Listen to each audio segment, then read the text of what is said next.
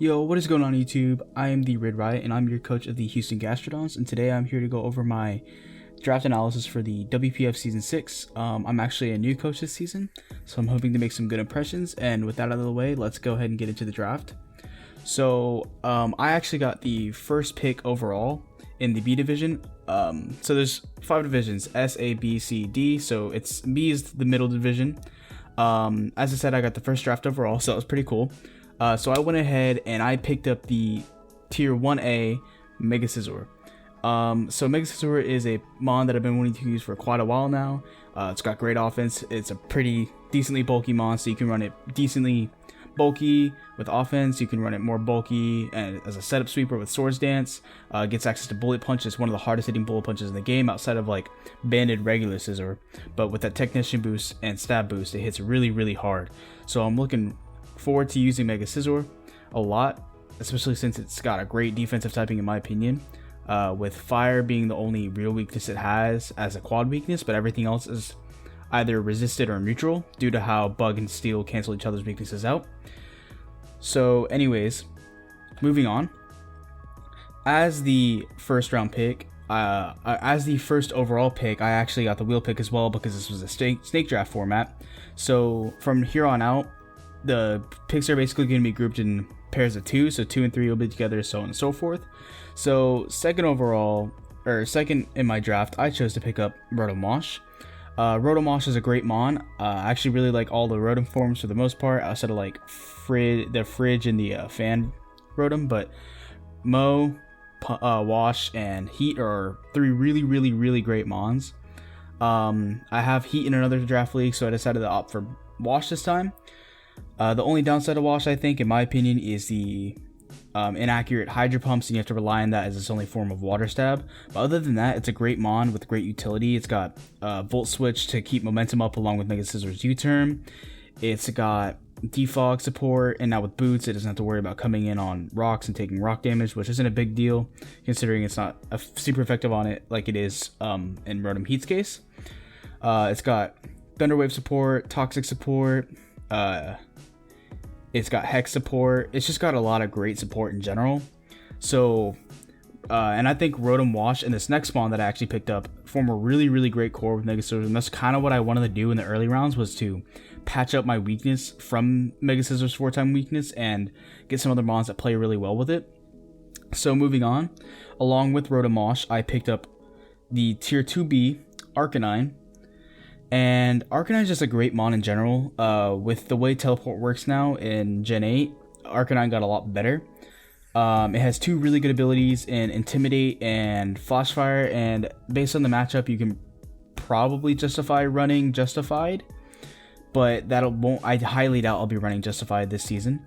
I'll mostly be using Intimidate or Flash Fire. Flash Fire was one of the main reasons I really wanted Arcanine, because of the fact that it does patch up my Mega Scizor weakness really well, and if I switch it into a fire type attack that potentially was aimed at Mega Scizor, I get that boost from the Flash Fire, which is really good.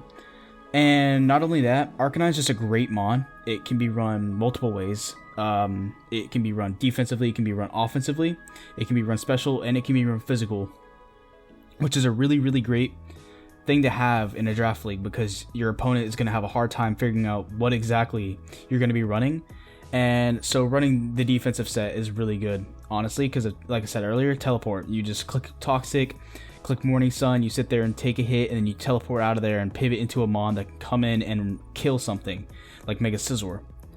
So moving on to my next pick, I went ahead and I picked up Haxorus. So Haxorus is probably one of my favorite dragon types to use in draft. I have it in another league right now with web support, and that is possibly one of the best ways to use Haxorus, because its speed tier is great, but because of how the power creep has come in the past couple generations with Pokemon like Zeraora and Dragapult, outspeeding it greatly.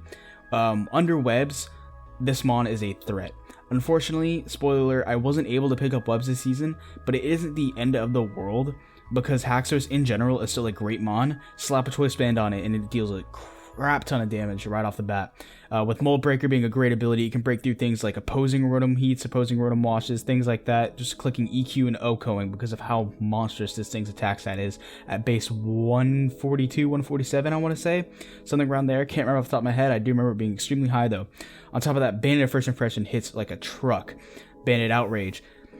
Just D-Dance sets in general. That's such a good mon. Such a good mon. I'm looking forward to getting a lot of kills with this mon this season. So along with Haxorus, I also went ahead and I picked up Umbreon. Umbreon, in my opinion, is one of the best Wish Passers in the game. It's got great defensive stats at, I believe, 110 in defense and 130 in special defense. And decent HP with 95 to pass that Wish off. And heal some mons up for pretty good health. And so Umbreon is here mainly just to be a wall and be one of the best defensive supports for my team, because it can take hits really well on both sides, and it can just heal itself up with Wish, and Heal Bell helps prevent toxic stalling on my opponent's side. Excuse me. And I think, in my opinion, one of the downsides to Umbreon is that it doesn't get knockoff, and it has to rely on basically Foul Play as its best option for Dark type stab, because, but at the same time, it's not the end of the world. It's just not great for facing special attackers with Umbreon. But either way, I was really happy to go ahead and pick up Umbreon, because I think Umbreon is going to be a great Wish Passer for me this season, and a great Cleric for me this season in general. So I'm looking forward to using Umbreon. Along with actually, no, not along with Umbreon. In the next round, I actually went ahead and, so I realized I needed the grass type at this point. I didn't really have a plan going into this. I just knew I wanted Mega Scizor, and that was about it. From there, everything else was kind of just going with the flow, seeing what was left, picking up what I thought would be the best. Around this time, I think it was around the time of Umbreon and Shaman, when I drafted those mons. I really wanted to get P2, because Porygon 2 is really fun to use. It's a great wall. Trace is a really good ability. But unfortunately it was sniped a couple picks before, actually I think coming back on the way back up to me in one of the rounds. So that was a little unfortunate. That was probably the only snipe I didn't really have snipes in this draft, which is really nice, but that was probably the only snipe that I was upset about. But either way, I went ahead and picked up Shaman because it was a great tier 3 grass type. Other tier 3 grass types that I considered were like Roserade, but that was actually taken a couple picks before me, which wasn't the end of the world because I really wanted Shaman over Roserade anyways. Shaman as a grass type is amazing. It's got 100 base stats across the board, which is really good because you can either run it defensively or offensively or mixed, and that leaves a lot of variety up to when it comes to prepping, which is good because it'll be a surprise to, for your opponent, and you can catch them off guards with a set that they weren't expecting. Seed Flare is a phenomenal move. 40% chance to lower the opponent's special defense stat by 2, and most of Shaman's moves being especially offensive, means that getting that special defense drop will either force your opponent to switch out, or it'll allow you to get the kill in the next turn, which is great. One downside to Shaman probably is its lack of coverage. I wouldn't say lack in the sense that it doesn't have coverage at all. It's just not insane coverage like on other mons.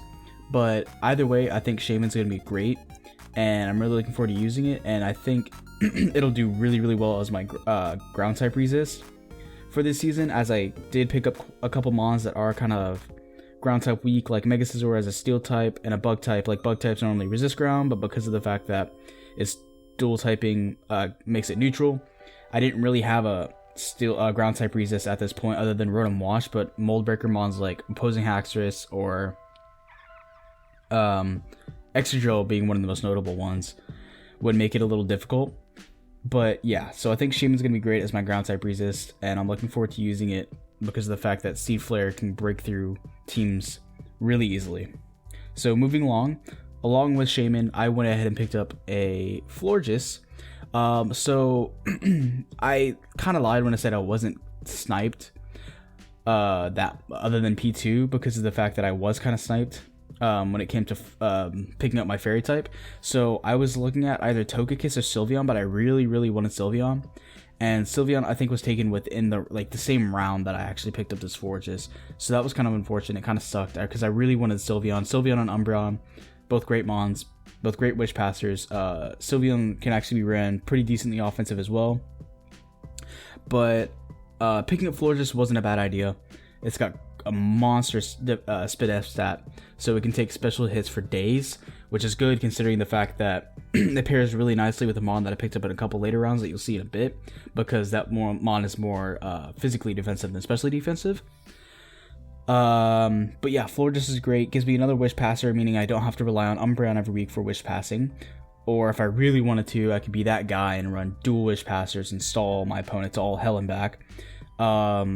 It gets defog support, so it helps Rotomosh out, so I don't have to rely completely on Rotomosh as my defogger. It's got a decent special attack stat, so it's not completely passive.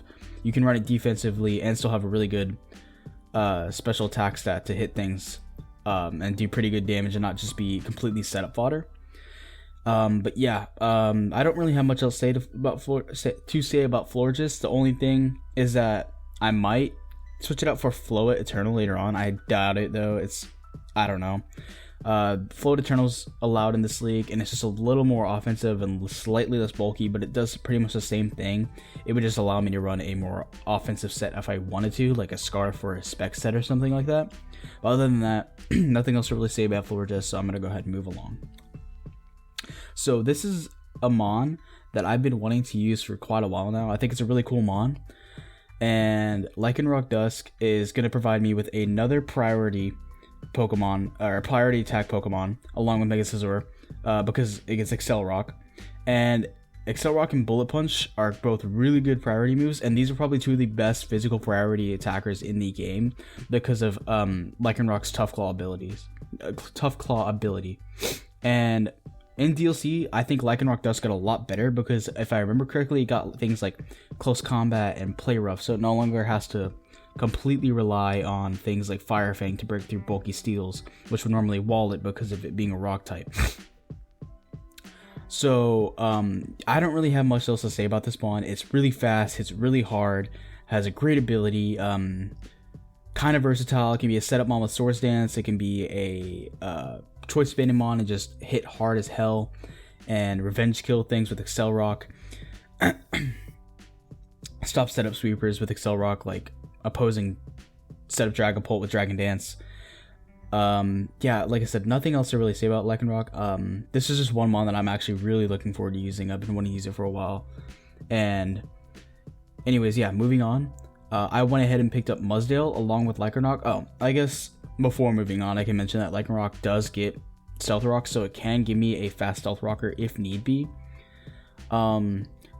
Which I'll talk about hazards a little after this, after I finish the complete draft, because I kind of had some issues with it.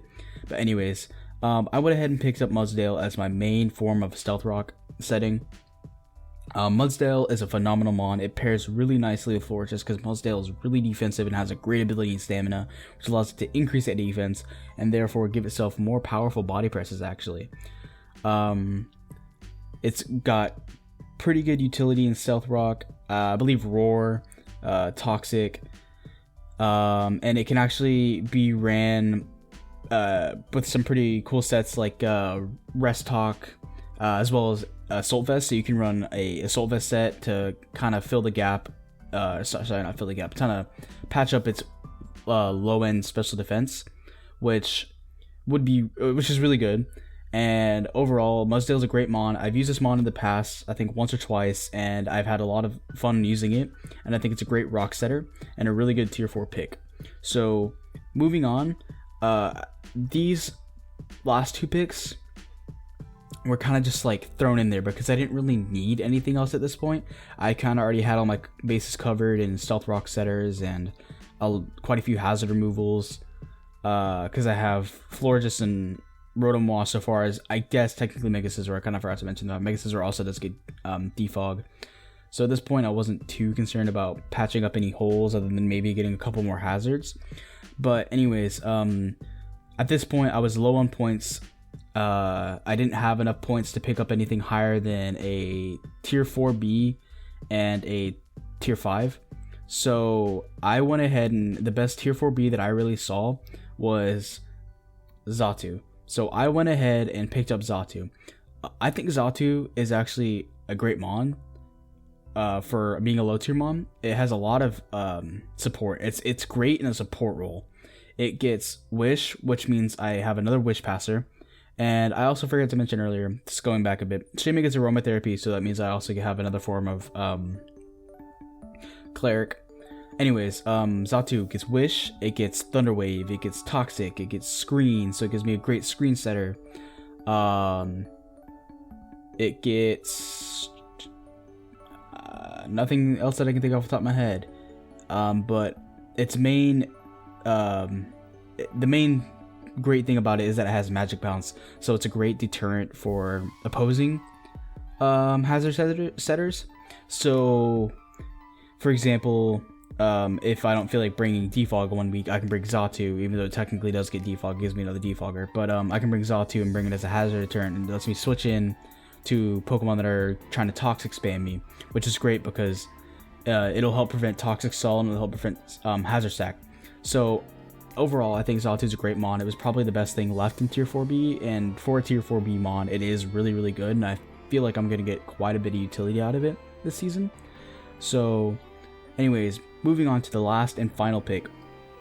At this point, I was torn between quite a few picks because there wasn't really anything in tier 5 that would have benefited my team for the most part, other than maybe picking up a hazard setting mon. But if I were, I would have probably made my weaknesses to certain types really bad at that point, because of the fact that I would have been doubling up on types. For example, like Carkol was something I thought about, but then it would have given me pretty bad, I wouldn't say pretty bad, but it would have given me more weaknesses to water, and more weaknesses to ground.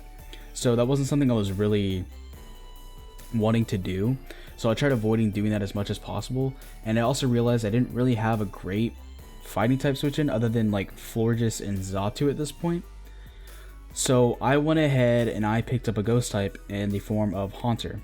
So Haunter as a Pokemon itself is actually really good. Base 95 speed and base 115 special attack makes it a pretty formidable offensive Pokemon. And that's going to be its main role, is probably as a Specs or Scarf set. That's going to be a great revenge killer. Just comes in, fires off Specs, Shadow Ball, kills something, comes in, fires off Specs, Sludge Wave, or yeah, it gets Sludge Wave, kills something. Also, it can have pretty good utility if you really wanted to use like Will-O-Wisp on it, or if you wanted to use Trick is probably going to be one of the best things on it, because I can choice lock it and give it Trick and come in and prevent opposing bulky Pokemon like Toxapex that are just going to sit there and recover spam the entire time, and give it a Choice Specs or a Choice Scarf to prevent it from doing that. And it also gets Destiny Bond, so that's kind of an asshole way to kill something. But if you really need to, you know, send it out, click Scarf Destiny Bond and take out an opposing Pokemon that's giving you problems.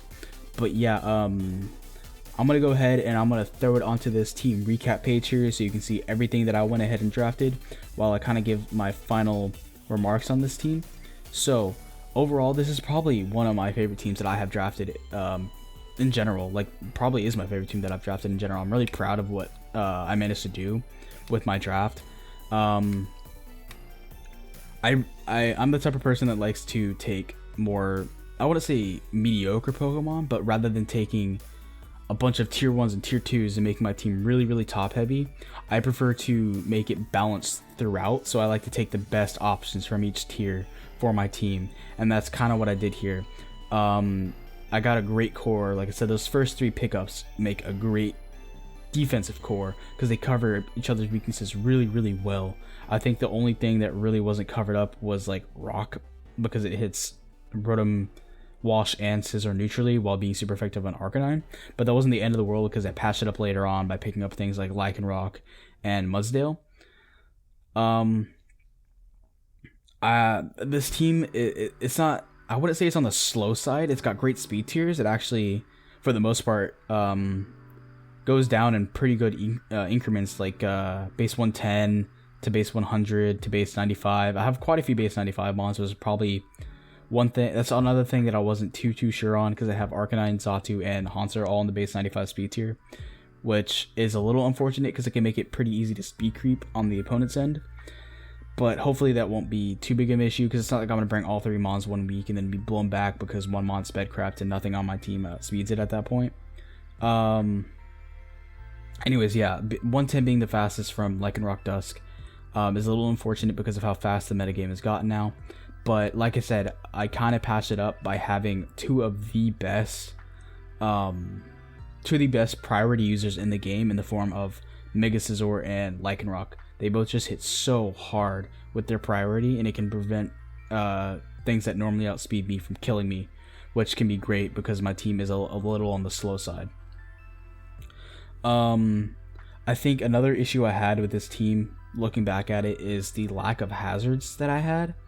I really only have Stealth Rocks, which isn't the end of the world. You don't necessarily need every hazard in the game for it to be classified as a great team.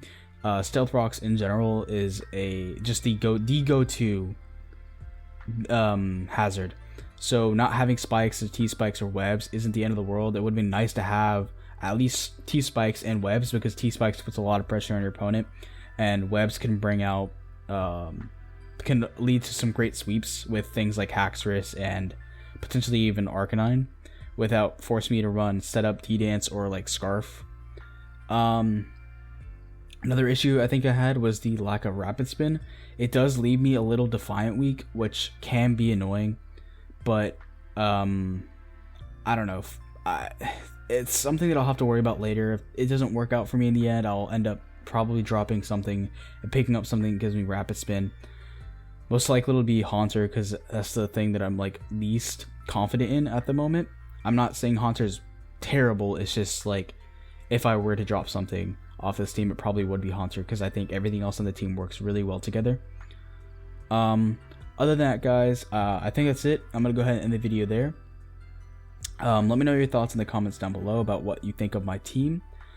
And I hope to have great success this season. If I can, I'm going to try to keep up with a great uploading schedule for all my matches this season, to kind of keep you guys in the loop of what's happening.